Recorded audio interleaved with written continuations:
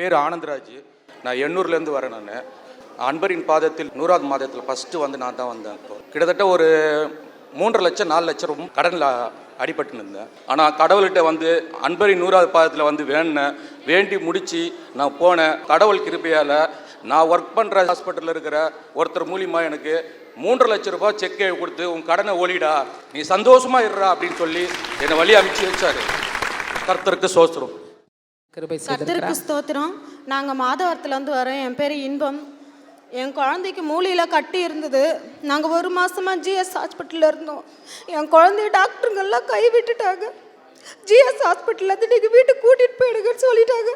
அங்கேருந்து கண்ணீரோட தான் நான் வீட்டுக்கு வந்தேன். ஆனால் நான் வீட்டில் வந்து உட்காந்து அழுதுட்டு இருந்து பக்கத்தில் டாக்டர்கிட்ட கூட்டிகிட்டு போனேன். எங்கள் ஃபேமிலி டாக்டர் தான் கூட்டிகிட்டு போயிட்டு அவர்கிட்ட ஓட அழுத, சார் என் பிள்ளைய கை விட்டுட்டாங்க சார் அப்படின்னு.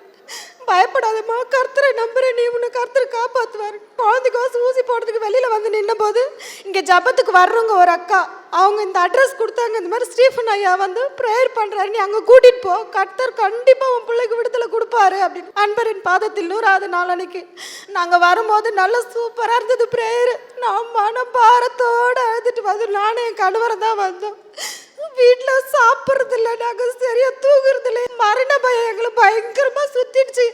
நாங்கள் சாப்பிட்றது கூட கிடையாது வீட்டில். இங்கே வந்த போது தான் நான் அழுதுட்டு இருந்தேன். ஏசப்பா, உங்களை நம்பி தான் இங்கே கூப்பிட்டு வந்திருக்கிறேன். என் புள்ளிய நீங்கள் தான் எனக்கு உயிரோடு திருப்பி கொடுக்கணும், அப்படி இல்லைன்னா நாங்கள் ஃபேமிலியாக எதனா பண்ணிட்டு செத்துருவோன்னு சொல்லி தான் நான் வந்து இங்கே ப்ரேயர் பண்ணிட்டு போனேன். ப்ரேயர் பண்ணிவிட்டு 1 வாரம் கழிச்சு ஹாஸ்பிட்டலுக்கு கூட்டிகிட்டு போனேன். கூட்டிகிட்டு போன உடனே இவனுக்கு தைராய்டு டெஸ்ட் எடுக்க சொன்னாங்க. எடுத்துட்டு தைராய்டு டாக்டர்கிட்ட கூட்டிகிட்டு போக சொன்னாங்க. கூட்டிகிட்டு போனோம். கூட்டிகிட்டு போகும்போது டாக்டர் சொன்னாங்க, பரவாயில்லம்மா, தலையில் இருக்கிற கட்டி கரையுது, உங்களுக்கு ஆப்ரேஷனே தேவையில்லை.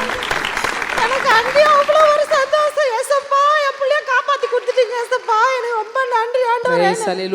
ஆண்டவருக்கு ஸ்தோத்திரம். ஆமா.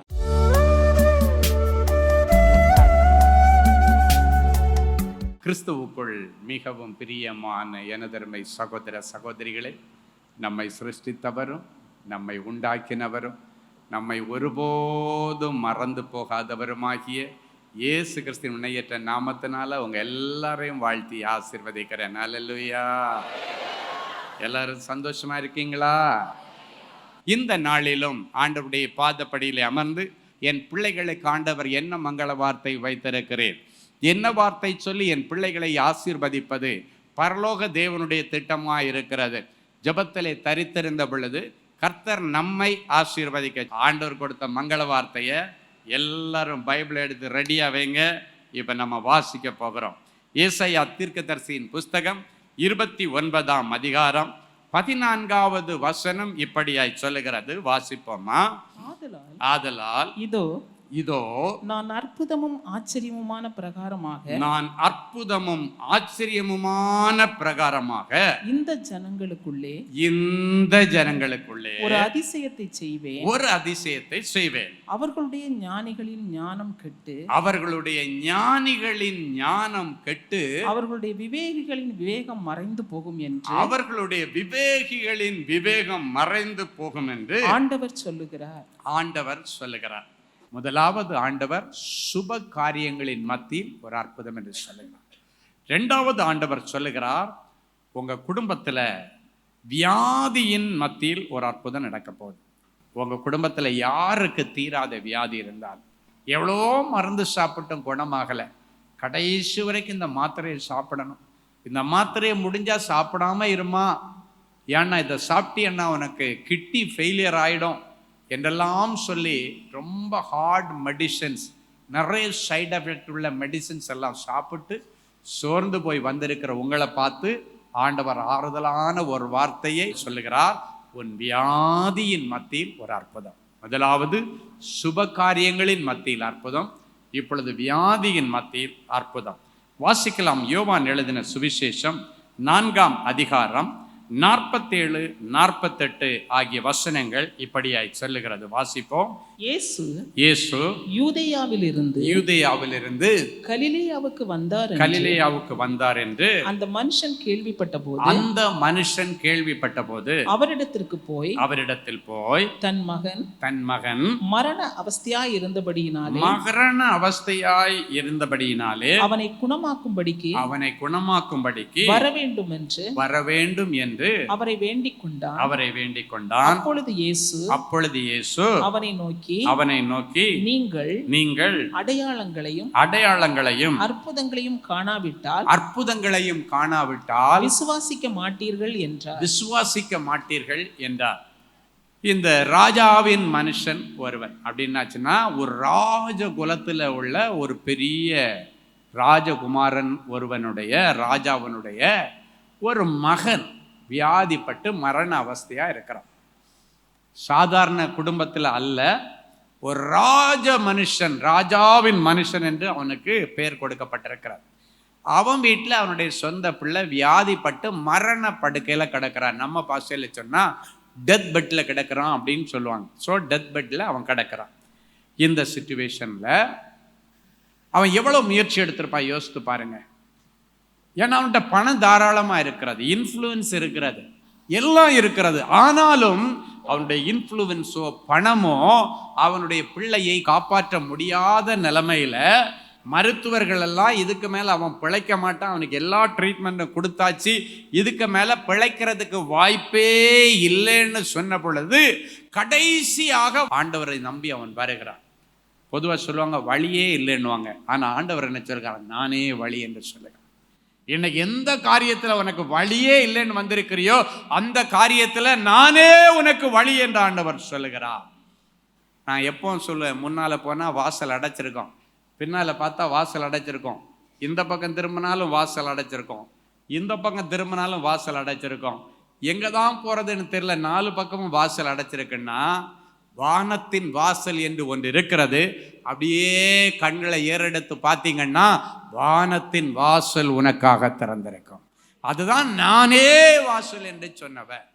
இப்ப பாருங்க, இந்த ராஜாவின் மனுஷன் எல்லா முயற்சியும் ஃபெயிலியர் ஆகி கடைசியாக இயேசுவை குறித்து கேள்விப்பட்டு இயேசு இருக்கிற இடத்திற்கு போய் தன் மகன் மரண அவஸ்தையாக இருக்கிறபடியினாலே அவனை நீங்க வந்து குணமாக்கணும்னு சொல்லி ஆண்டவரிடத்துல ஒரு விண்ணப்பத்தை வைக்கிறான். அன்னைக்கு கலிலேயாவுக்கு இயேசு வருகிறார் என்று அவன் கேள்விப்பட்டு அங்க வந்தான். அவன் என்ன பண்ணனா, தன் பிள்ளையுடைய பிரச்சனையை இயேசுவிடத்திலே சொன்னான். இன்றைக்கு உன் பிரச்சனையை இயேசுவிடத்திலே சொல்லு. உனக்கு என்ன பிரச்சனை? உன் பிள்ளைக்கு என்ன பிரச்சனை? சின்ன வயசுல உன் பிள்ளைக்கு என்ன இவ்வளவு பெரிய வியாதி? எல்லாவற்றையும் இன்றைக்கு இயேசுவிடத்திலே நீங்கள் சொல்லுங்க. அந்த பேசேஜை வாசிச்சாச்சுன்னா ஆண்டவர் கேட்ட கேள்விக்கும் அதுக்கப்புறம் அவன் மறுபடி சொன்னதுக்கும் சம்பந்தமே இல்லை. ஏன்னா அவனுடைய மைண்டு ஃபுல்லா குழம்பி போயிருக்கு.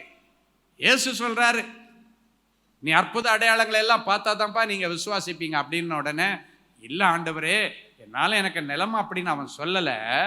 அவன் என்ன சொல்றான்? ஆண்டவர் சொன்ன காரியத்தை அவன் கவனிக்காம அவன் சொல்றான், ஆண்டவரே என் பிள்ளை சாகிறதுக்குள்ள நீங்க வரணும். அப்படி நான் என்ன சொல்றேன்னா, இப்ப எல்லாம் பேசிட்டு இருக்க நேரம் இல்லை, எந்த நேரம் வேண்டுமானாலும் என் பிள்ளை மரித்து போவான். அதான் அவனுடைய வார்த்தை. அந்த அடுத்த வசனத்துக்கு அர்த்தம் அதுதான். ஆண்டவரே என் பிள்ளை சாகிறதுக்குள்ள வாங்க. ஒரு நல்ல கொஸ்டின் கேட்கிறாரு, அதுக்கு பதில் சொல்லல. அதையும் தாண்டி தன் பிள்ளையின் மேல் உள்ள அந்த ஆசை, அந்த பிள்ளையின் மேல வைத்திருக்கிற அந்த அன்பு ஆண்டவரை துரிதப்படுத்துகிறது. ஆண்டவரே ப்ளீஸ் ப்ளீஸ் ப்ளீஸ், இதெல்லாம் அப்புறம் கேளுங்க, இதுக்கெல்லாம் நான் பதில் சொல்றேன் ஆண்டவரே. அதுக்கு முன்னால என் பிள்ளை செத்து போயிடுவானோ, எனக்கு பயமா இருக்கு. என் பிள்ளை சாகிறதுக்குள்ள நீங்க வரணும், என் பிள்ளை எனக்கு உயிரோடு வேண்டும் ஆண்டவரே என்று பித்து பிடித்தவனை போல இயேசுவிடத்திலே புலம்பினான். என் பிள்ளை சாகிறதுக்குள்ள நீர் வர வேண்டும். இன்னைக்கு ஆண்டவர் சொல்றாரு, உன் பிள்ளை சாகாமல் பிழைத்திருந்து கர்த்தருடைய செய்கையை விவரித்து சொல்லுவா. உன் புருஷன் சாகாமல் பிழைத்திருந்து கர்த்தருடைய செய்கையை விவரித்து சொல்லுவா. உன்னுடைய மருமகள் சாகாமல் பிழைத்திருந்து, உன்னுடைய மருமகன் சாகாமல் பிழைத்திருந்து, உன்னுடைய தாயார் சாகாமல் பிழைத்திருந்து கர்த்தருடைய செய்கையை விவரித்து சொல்லுவார். ஹல்லேலூயா.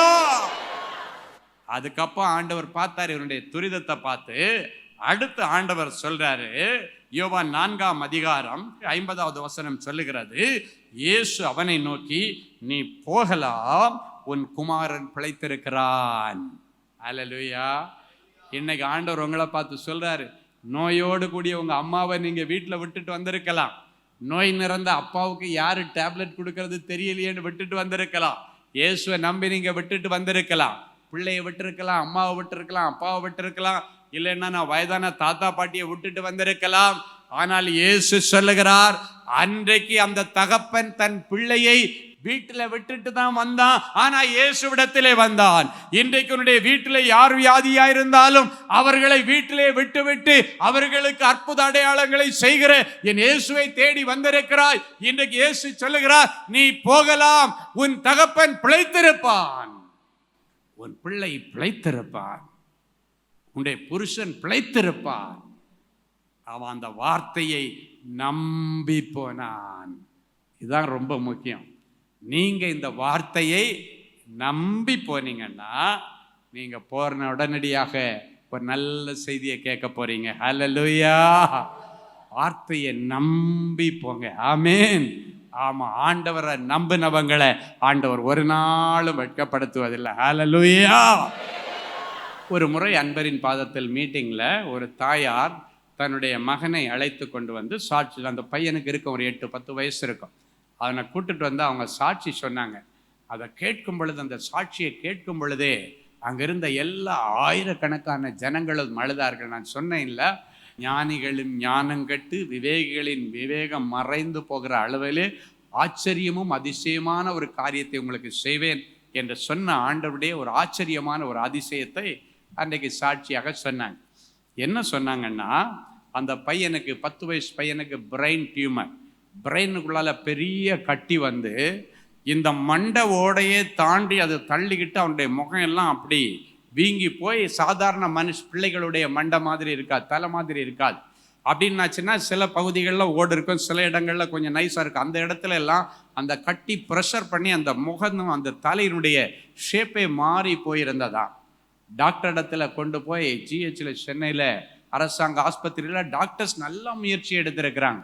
நல்ல கடினமாக நிறைய டாக்டர்ஸ் எல்லாம் சேர்ந்து உட்கார்ந்து எப்படியாவது இந்த குட்டி பையனுடைய உயிரை காப்பாற்றணும்னு சொல்லி நிறைய நரம்பியல் டாக்டர்கள் எல்லாம் சேர்ந்து உட்கார்ந்து எப்படியாவது பையனை காப்பாற்றணும்னு சொல்லி டிஸ்கஷன் எல்லாம் பண்ணி கடைசியாக அவங்க எடுத்த தீர்மானம், ஓப்பன் பண்ணனா டேபிள்லையே, சர்ஜரி டேபிள்லேயே அவன் இறந்துருவான். ஏன்னா சின்ன கட்டியில் அவனுடைய பிரெயின் சம்பந்தப்பட்ட நுண்ணிய நரம்புகள் இருக்கிற எல்லா இடத்தையும் அது பாதிச்சிருக்கு, எல்லா இடத்தையும் அது ஆக்குப்பை பண்ணியிருக்கு. அதனால ஒரு சின்ன கேப் கூட இல்லை, அதனால அவன் மரித்து போயிடுவான், சரீரம் முழுவதும் செயலிழந்து போயிடும் அப்படின்னு சொல்லிட்டு டாக்டர் சொல்லிட்டாங்க. அந்த அம்மாட்ட எந்த நிமிஷம் வேணாலும் அவன் மரிக்கலாம், மேக்சிமம் ஒரு நாள் அவன் தாக்கு பிடிக்கிறதே பெரிய விஷயம், எந்த நிமிடம் வேணாலும் அவன் மரிக்கலாமா. அதனால இப்போ நீங்கள் ஹாஸ்பிட்டல்லேருந்து அதுக்கப்புறம்னா நீங்கள் ஆம்புலன்ஸ் எல்லாம் பிடிச்சி தான் உங்கள் பிள்ளையை கொண்டு போகணும். அதுக்குள்ளால நல்லபடியாக ஒரு ஆட்டோ ஏதாவது பிடிச்சி பிள்ளை உயிரோடு இருக்கிறது போது வீட்டுக்கு கொண்டு போயிருங்கன்னு சொல்லி மருத்துவர்களால் கைவிடப்பட்ட நிலைமையில் அந்த தாயார் தன்னுடைய 10 வயசு பிள்ளையை தூக்கிட்டு வீட்டுக்கு கொண்டு வந்துட்டாங்க. காலையில், சனிக்கிழமை காலையில் ஒரு 10 மணி அளவில் பார்த்தீங்கன்னா அவனுக்கு வலி தாங்க முடியாமல் துடிக்கிறான் வீட்டில். அதை தாய்க்கு பார்க்க முடியலை. அதனால பைபிளில் சொல்லியிருக்கலாம், அந்த பிள்ளை அழுறதை பார்க்க முடியாமல் ஆகார் தூரத்தில் உட்காந்து அழுதான்னு சொல்லிட்டு, ஏன்னா கண்ணால் அதை பார்க்க முடியலை. அந்த சாட்சியை கேட்கும்போது எங்கள் எல்லாருக்கும் அழுக வந்தது. அதனால் அந்த பிள்ளை துடிக்கிற துடிப்பை பார்க்க முடியாமல், ஏன்னா மருந்து கிடையாது, எதுவும் செய்ய முடியாது, அவன் அழுறான், மண்டையை பிடிச்சிட்டு அழுது உருளுகிறதை பார்த்த உடனடியாக அந்த பிள்ளையை பார்க்க முடியாமல், அந்த பார்க்குற தைரியம் இல்லாமல் அவன் அங்கே வீட்டுக்குள்ளால வச்சுட்டு டோருக்கு வெளியே வந்து தரையில் வெளியே ரோட்டில் உட்காந்து தலையில் கையை வச்சுன்னு ஓன்னு அழுது கொண்டிருக்கிறார். அந்த வழியாக அன்பரின் பாதத்தில் மீட்டிங் அட்டன் பண்ணுறதுக்கு ஒரு தாயார் வர்றாங்க. என்னம்மா ரோட்டில் உட்காந்து தலையில் கையை வச்சுட்டு அழுதுட்டு இருக்கிற, எதுக்கு அழுற? அந்த தாய் சொன்னாங்களாம், பிள்ளை உள்ள கொஞ்சம் கொஞ்சமாக செத்துட்டு இருக்கிறான், அவன் துடிக்கிற துடிப்பை என்னால் பார்க்க முடியலை, அதனால வெளியே வந்து என் நிலைமையை நினைச்சு அழுறேன் அப்படின்னு சொன்ன உடனே அந்த தாயார் சொன்னாங்களாம், நான் ஒரு இடத்துக்கு மீட்டிங் போகிறேன், உன் பிள்ளைய நம்ம ஒரு ஆட்டோ பிடிச்சு அங்கே கூட்டிட்டு போவோம். எப்படி பார்த்தாலும் கண்டிப்பாக அவனுக்கு இன்னைக்கு சுகம் கிடைக்கும். அவன் செத்து போயிடுவான்னு நீ நினைக்காத. அங்கே கூட்டுட்டு போனால் அங்கே நல்ல ஆராதனை இருக்கும், நல்ல செய்தி இருக்கும், நல்ல ஜெப வேலை இருக்கும். கடைசியாக அந்த ஐயா தனி ஜெபம் பண்ணுவார். கியூவில் இல்லாமல் உன் பிள்ளையுடைய நிலைமையை சொன்னால் வாலண்டியர்ஸ் கூட்டுக்கிட்டு போய் வீல் சேரில் கொண்டு போய் ஐயாட்ட விட்டுருவாங்க. அவர் ஒரு மங்கள வார்த்தை சொன்னாருன்னா உன் பிள்ளை பிழைத்திருப்பான். அல்லேலூயா சொல்லிட்டு அந்த தாய்கிட்ட சொன்ன உடனே அவங்க சொன்னாங்களா, ஆட்டோ பிடிக்க கூட என்கிட்ட காசு இல்லை. இந்த தாய் சொன்னாங்களா, நான் ஆட்டோ பிடிக்கிறேன், நீ பிள்ளையை தூக்கிட்டு வாங்க. 2 தாய்மார்கள் தூக்கி கொண்டு அந்த பிள்ளையை ஆட்டோவில் வச்சு, மேல்தளம் ஃபுல்லானதுனால கீழ்த்தளத்தில் டிவியெல்லாம் வச்சுருப்பான், அதில் உட்காந்து இந்த பிள்ளையை அப்படியே உட்கார வச்சுருக்கிறாங்க. அந்த இடத்துல சாஞ்சி உட்காந்து அவன் வார்த்தையை கேட்டுக்கிட்டே இருக்கிறான். அவன் உள்ளே வந்த உடனே அவனுக்கு வலி துடிச்சிட்டு இருந்த வலி எல்லாமே உள்ளே வந்த உடனே வலி நின்று போச்சு. அமைதியாக உட்காந்து ஒரு டிஸ்டர்பன்ஸ் இல்லாத செய்தி கேட்டான். கடைசியாக மேலே தனிஜப நேரத்தில் அவன் ஒரு வீல் சேரில் வச்சு எங்கள் வாலண்டியர்ஸ் அப்படியே உருட்டிட்டு ஸ்டேஜுக்கு கொண்டு வந்தாங்க. அந்த பிள்ளையை குறித்து அந்த தாய் சொன்ன காரியம் எனக்கு மிகவும் வேதனை. பிள்ளை அழுகிறத பார்க்க முடியலை, சாகிறத பார்க்க முடியலை. நான் ஆண்டவர்கிட்ட கேட்டேன், ஆண்டவரே இதே போல தானே அன்னைக்கு ஆகா பிள்ளை சாக கிடக்கிற நேரத்தில் அழும் பொழுது அந்த பிள்ளையின் சத்தத்தை கேட்டு ஆகாருடைய கண்ணீரை கண்டு அந்த பிள்ளைக்காக ஒரு வாழ்வின் நீரூற்றை வனாந்தரத்தில் ஏற்படுத்தின ஆண்டவர், வனாந்தரத்தில் அந்த பிள்ளையை பிழைக்க வைத்த ஆண்டவர், இந்த தாயினுடைய இந்த பிள்ளையை பிழைக்க வைக்க இந்த பலிபீடத்தில் கண்டிப்பாக அவனுக்காக ஒரு நீரூற்று நீர் உண்டு பண்ணிட்டு இவன் சாகாமல் பிழைத்து வந்து கர்த்தருடைய செய்கையை விவரித்து சொல்லடப்பா. நீர் இவனை வெகுவாய் தண்டித்தும் சாவுக்கு ஒப்பு கொடுக்கலன்னு சொல்லி என் பிள்ளை சாட்சி சொல்லணும்னு சொல்லி தலையில் கையை வச்சு பிள்ளை இருக்கிற இடத்திலே பிள்ளையின் சத்தத்தை கேட்டு நீரூற்றை ஏற்படுத்தின ஆண்டவர் இவனுக்கு ஒரு சுக நீரூற்றையும் ஒரு வாழ்வின் நீரூற்றையும் ஆண்டவர் திறந்து இவனுக்குள்ளால விட்டு இவனுடைய பிரெயினை நீர் பொழுது புதிதாக மாற்றி, கட்டிகள் நிறைந்த பிரெயின் அல்ல, ஆண்டவர் கொடுக்கிற புதிய பிரெயினை என் பிள்ளை பெற்றுக் கொண்டதற்கு ஸ்தோத்திரம். அடுத்த மாசம் என் பிள்ளை அந்த சாட்சியை மருத்துவ ரிப்போர்ட்டோட கொண்டு வந்து இந்த இடத்துல சாட்சி சொல்லணும். சாகாமல் பிழைத்திருந்து கர்த்தருடைய செய்கையை விவரித்து சொல்லி இந்த வசனத்தை சொல்லி நான் ஜெபிக்கும் பொழுது என் ஆவியிலே ஆண்டவர் அவனுக்கு புதிய பிரெயினை பொருத்தினதை பார்த்தேன். அல்லேலூயா. என் அன்பு தேவனுடைய பிள்ளைகளே, அவங்க பிள்ளையை கூட்டுட்டு போனாங்க. அடுத்த நாள் ஒரு அழுகை கிடையாது, நல்லா சாப்பிட்றான். அதுக்கப்புறம் பார்த்தீங்கன்னா இந்த தலையில் வீங்கி வீங்கி போயிருந்த இடம் கொஞ்சம் கொஞ்சமாக வத்தி இயல்பான நிலைமைக்கு வந்தோடனே அதே ஆஸ்பத்திரிக்கு கொண்டு போனாங்களாம். டாக்டர் பார்த்துட்டு சொன்னாங்களாம், இன்னுமாமா இவன் உயிரோடு இருக்கிறான், இன்னுமா இவன் சாகாம இருக்கிறான். இல்லையா, அவன் தலையில் உள்ள ஷேப்பே எங்களுக்கு மாறிடுச்சு, நீங்க எதுக்கு இன்னொரு ஸ்கேன் எடுத்து பாருங்க. டாக்டர்ஸ் பார்த்துட்டு இன்னைக்கு நம்ம கேட்ட வசனத்தின்படி ஞானிகளின் ஞானம் கெட்டு விவேகளின் விவேகம் மறைந்து போகத்தக்கதாக அதிசயம் ஆச்சரியமான ஒரு அற்புதத்தை ஆண்டவர் செய்திருந்தார். அவருடைய பிரெயின்ல இருந்த அவ்வளோ பெரிய கட்டிகள் எங்க போச்சுன்னே தெரியல. அந்த கட்டி இருந்ததற்கான ஒரு சின்ன அடையாளமோ அறிகுறியோ ஒன்றுமில்லை. பழைய ஸ்கேனையும் புது ஸ்கேனையும் கொண்டு வந்து அடுத்த மாசத்துல இந்த பிள்ளைகள் கண்ணீரோடு சாட்சி சொன்னாங்க. எதுக்கு சொல்றேன்னா, நம்ம நினைக்கலாம் டாக்டர்ஸ் கைவிட்டாங்க, இதுக்கு மேலே வர்ற வேலை இல்லை, கதி இல்லை. பொதுவாக டாக்டர்ஸ் சொல்கிறத பார்த்துருப்பீங்க நீங்கள். சர்ஜரி முடிச்சுட்டு வெளியே வந்தா என் பிள்ளை பிழைச்சிருவார்னா டாக்டர், என் ஹஸ்பண்ட் பிழைச்சிருவாரான்னு கேட்கும் பொழுது அவர் சொல்லுவார், எங்களால் முடிஞ்சதை பண்ணிட்டோமா, இதுக்கு மேலே எங்கள் கையில் ஒன்றும் இல்லை, மேலே ஒருத்தர் இருக்கிறாருன்னு சொல்லி கையை மேலே காமிச்சிட்டு போயிருக்கலாம். உன் பிள்ளைக்காகவும் அதே மாதிரி அவங்க சொல்லியிருக்கலாம், எங்களால் முடியாதும்மா, இதுக்கு மேல நீ கும்பிடுகிற உன் தெய்வத்தை கும்பிட்டுக்கோடு சொல்லி சொன்னத நிமித்தம் நீ கண்ணீரோட வந்திருக்கலாம், உன் புருஷனை குறித்து கண்ணீரோட வந்திருக்கலாம். இந்த சின்ன வயசுல என் பிள்ளைக்கு இவ்வளவு கொடிய வியாதியா, என் பிள்ளை இன்னும் வாழவே இல்லையன்னு நீ வந்திருக்கலாம்.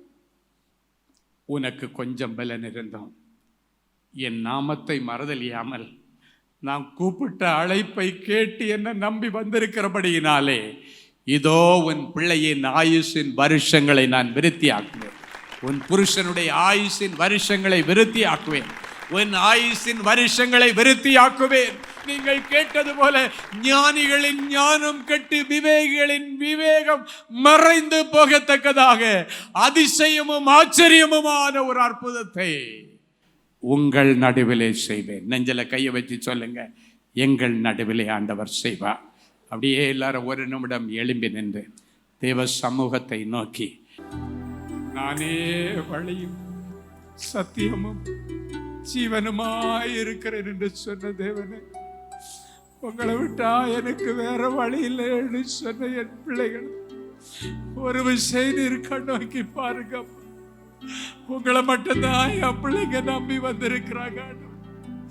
நம்பினவர்களை வெட்கப்படுத்தாத தேவனே, என் பிள்ளைகளுடைய முகங்கள் ஒன்று வெட்கப்பட்டு போகக்கூடாது. உம்மை நோக்கி பார்த்த முகங்கள் பிரகாசம் அடைந்தது, அவர்கள் முகங்கள் வெட்கப்பட்டு போகவில்லை என்று சொன்னீரேன். பரலோகத்தை நோக்கி பார்த்து, ஆண்டவரே உம்மையே நோக்கி பார்க்கிறேன். பர்த்திமேயு என்கிற குருடன், தாவீதின் குமாரனே எனக்கு இறங்க மாட்டீங்களான்னு கேட்கப்படும். அவனுடைய அற்புதத்தை தள்ளி போடாம ஸ்பாட்ல மிரக்கிள் பண்ணி அவனுக்கு ஒரு புதிய பார்வையை கொடுத்த அதிசயத்தை செய்த தேவனே, என் பிள்ளைகளை எங்களுக்கு இறங்கும் ஆண்டவரே நம்முடைய சமூகத்தில் நிற்கிறாங்க. இவர்கள் இருதயத்தில் இருக்கிற கஷ்டங்கள், இவர்கள் சுமந்து வந்த பிரச்சனைகள், நம்பிக்கையோடு ஊர்ல விட்டு கொண்டு வந்த இவருடைய குடும்பத்தா எல்லாரையும் நீர் அறிந்திருக்கிறீர் அல்லவா?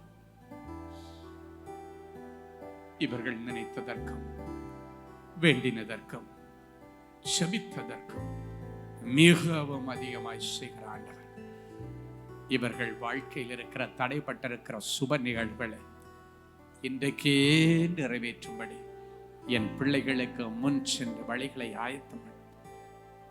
ஞானிகளின் ஞானம் கெட்டு விவேகிகளின் விவேகம் மறைந்து போகத்தக்கதாக இதோ ஆச்சரியமும் அதிசயமான ஒரு காரியத்தை உனக்கு செய்வேன் என்று சொன்னேன்.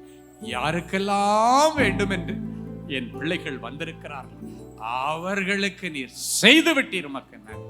இயேசுவின் மூலம் பிதாவே, ஆமென், ஆமென். Genesis Creations Media Academy, certification in media technology. Our course includes videography, photography,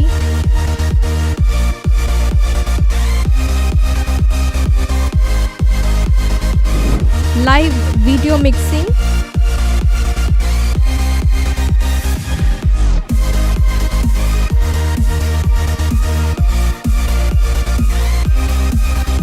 Photoshop,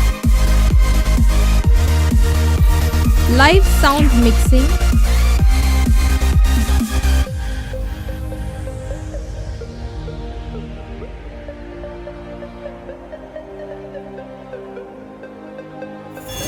drone cinematography,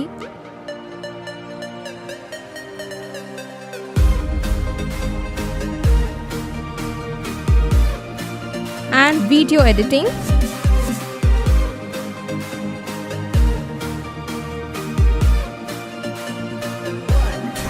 Praise the Lord.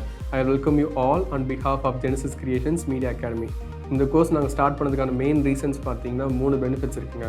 First benefit பார்த்தீங்கன்னா இந்த கோர்ஸ் வந்து ஜஸ்ட் 3 months கோர்ஸ் தான். நீங்கள் 3 months இந்த கோர்ஸை நீங்கள் படித்து முடிச்சிடலாம். செகண்ட் பெனிஃபிட் பார்த்தீங்கன்னா இது வந்து ரொம்ப காஸ்ட் எஃபெக்டிவ். ஸோ நீங்கள் ஈஸியாக அஃபோர்ட் பண்ணி இந்த கோர்ஸை நீங்கள் படித்து முடிக்கலாம். மூணாவது பார்த்தீங்கன்னா இங்கே வந்து professional teaching with professional equipments கொடுக்குறோம். ஸோ நீங்கள் ஃப்யூச்சரில் எங்கேயாவது போய் ஜாப் ஜாயின் பண்ணாலும் சரி, இல்லை நீங்கள் வந்து பிஸ்னஸே ஆரம்பித்தாலும் சரி, அந்த ப்ரொஃபஷனல் எக்யூப்மெண்ட்ஸை ஹேண்டில் பண்ணுறதுக்கான ப்ரொஃபஷனல் ட்ரைனிங் நாங்களே உங்களுக்கு கொடுத்துருவோம். ஸோ நீங்கள் கோர்ஸ் முடிச்சுட்டு வெளியே போகும்போது உங்களுக்கு ஜாப் கைடன்ஸ் அண்ட் இன்டர்ன்ஷிப் நாங்களே கொடுத்துருவாங்க. ஸோ இதுக்கும் மேலே உங்களுக்கு ஏதாவது டீட்டெயில்ஸ் வேணும்னா நீங்கள் ஸ்டாஃபை காண்டாக்ட் பண்ணலாம், உங்களுக்கு எல்லா டீட்டெயில்ஸும் கொடுப்பாங்க. வாங்க நம்ம கிளாஸ் ரூமில் சந்திக்கலாம். Thank you. For further details, contact 7824850999 or visit our website at www.genesiscreations.in.